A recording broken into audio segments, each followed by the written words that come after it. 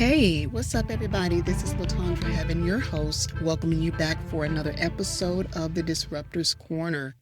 So, last time we talked, we dove deep into how the flesh messes with your decision making, right? Today, I want to pick up right where we left off, staying in Galatians 5, and still talking about that wrestle between the flesh and the spirit. But this time, my goal is to shine a light on something that I personally think gets overlooked way too often in leadership, and that's your relationships. Some of you already know this, but for those of you who don't, my husband and I run our business together, and we also lead together on the ministry front.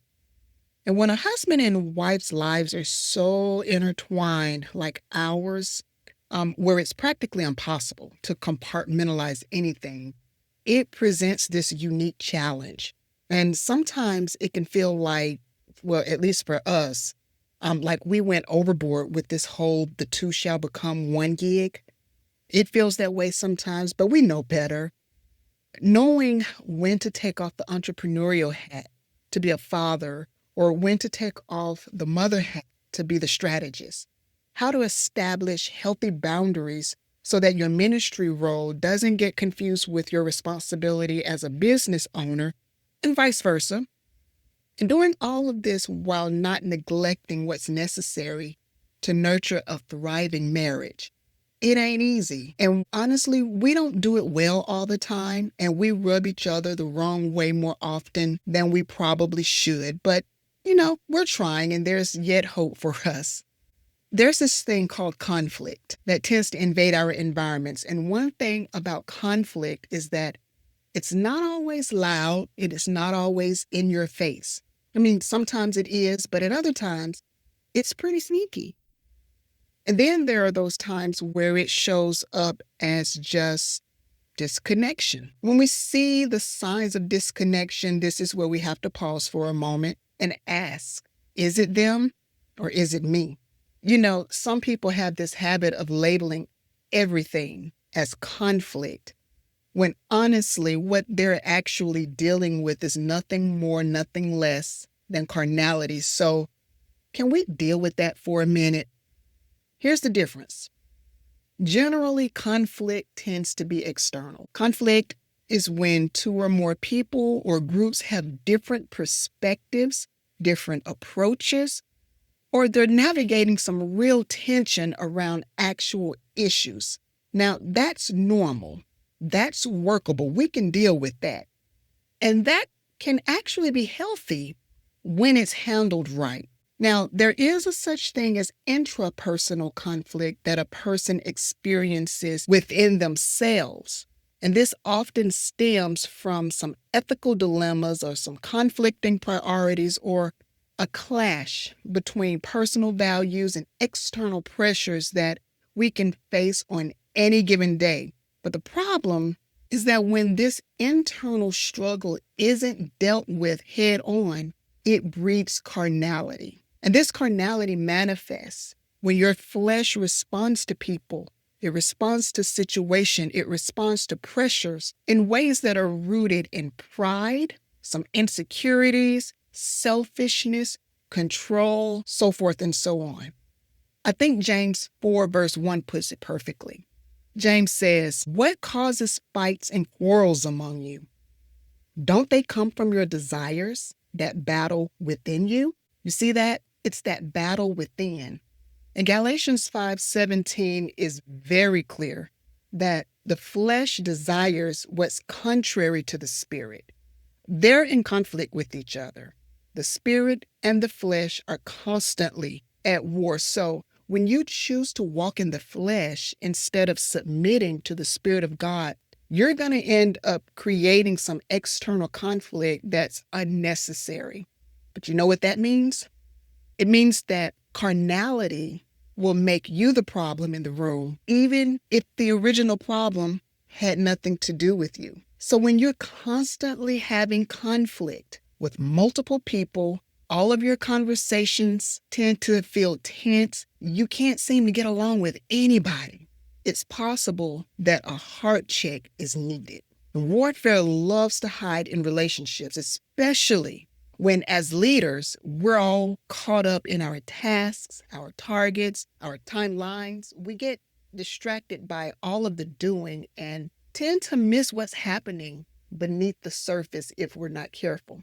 Now, let me give this side note because I'm well aware that sometimes your mere presence is an agitator in the spirit realm.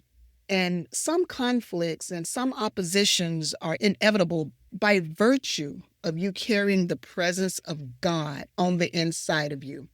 So this means that it's all the more critical that you spiritually assess the situation first to determine if you're in conflict for doing good or if the conflict is because of what Peter calls it, evil. Some stuff is just spiritual opposition coming at you through people who have submitted themselves to your adversary. That's a choice they made. There's really nothing that you can do about that. This means that there are some interactions that you don't need to entertain or you may need to confront with firm authority. Still, just because you may be on the receiving end of some external warfare does not excuse your flesh's response to that external warfare. You can be under attack and still choose to respond in the spirit. You got that? So be sure that you take the time to ask the Lord, what is a spirit-led response? Or what does a spirit-led response look like in this particular situation with this particular person? And I'm going to tell you, one thing that I realize is that the enemy isn't just trying to get on your nerves for getting on your nerves' sake, okay? He actually has an end goal in mind. Remember, we've talked about this. He's strategic in all of the things that he does. So he has an end goal. He's trying to break alignment, and that broken alignment will eventually lead you to forfeit good fruit that you could have borne otherwise, which ultimately, and this is the end goal, it ultimately is an attempt to steal God's glory. That's what the enemy wants. Satan is always attempting to steal God's glory. He's been doing it from the jump. So let that be at the forefront of your mind, okay? Each time you encounter the temptation to respond with a fleshly response. Okay, let's get back to Galatians 5 because that's what I told you we were going to do. Paul lists out several works of the flesh that will absolutely destroy relationships, and I just want to call them out real quickly.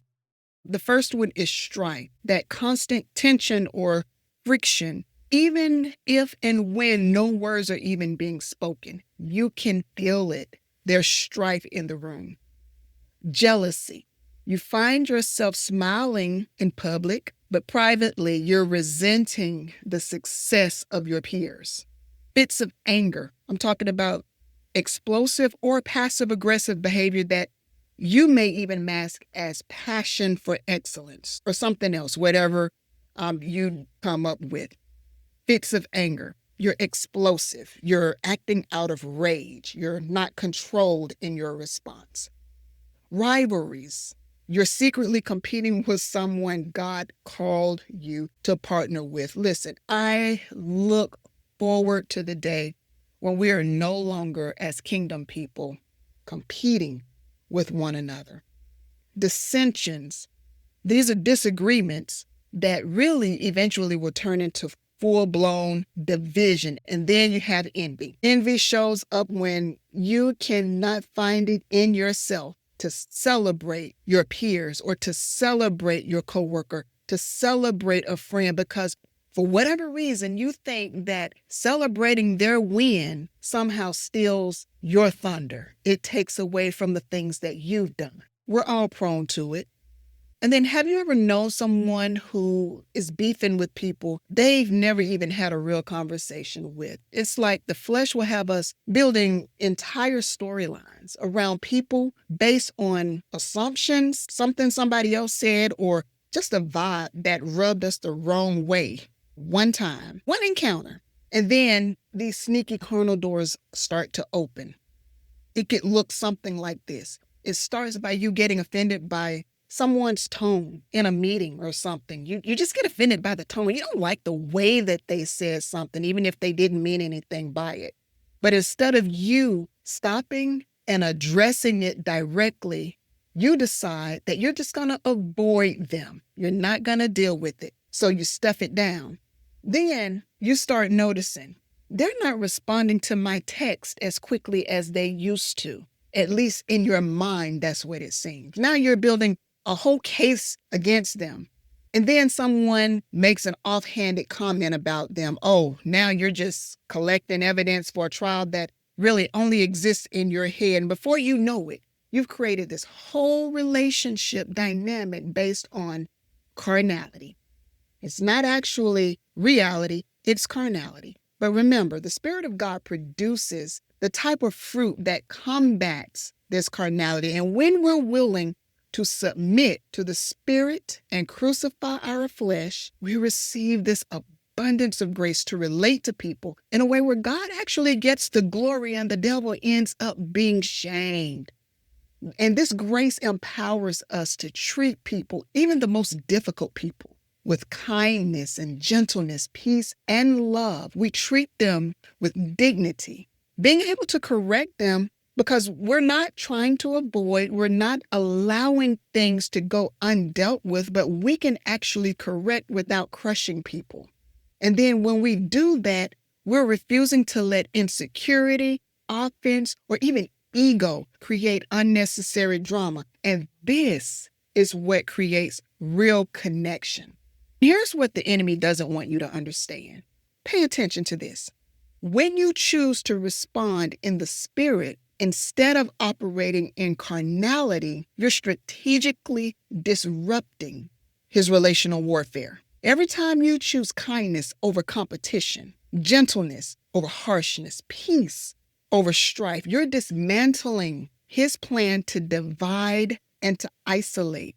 You're creating kingdom culture that directly counters his attempts to steal God's glory through broken relationships. And this isn't just leadership. I need y'all to realize this is spiritual warfare at its finest. And here's the gospel truth. Jesus didn't come just to reconcile us to God. He also gave us the ministry of reconciliation, which means that relationships are not meant to be side projects for us. They're part of our actual calling, even and especially in the marketplace. So if your leadership style isolates people, frustrates connections, or leaves people feeling unseen, you're out of step with the Spirit. And we need to deal with that. And you're out of step even if your results on paper look amazing. If Jesus led with perfect truth and perfect grace, remember, Jesus was full of grace and truth. That's what John 1 says. If he can do it, if he did it, then as a kingdom leader, your relationships should reflect that same standard. Now, we've covered how carnality creates unnecessary conflict, but there's another side to this that's equally destructive. And I referred to it in the beginning. That's that relational disconnect. And that's what we're going to do a deep dive into the next time. Because sometimes the problem isn't that we're fighting with people. It could be that we've just stopped truly connecting with them at all. All right, until the next time, I want you to take some time to reflect on this. Ask yourself this question. Where in my life might carnality be masquerading as legitimate conflict? And what would it look like for me to respond in the Spirit instead? Let me ask that one more time. Where in my life might carnality be masquerading as legitimate conflict? And what would it look like for me to respond in the Spirit instead? I'll talk to you next time. Take care.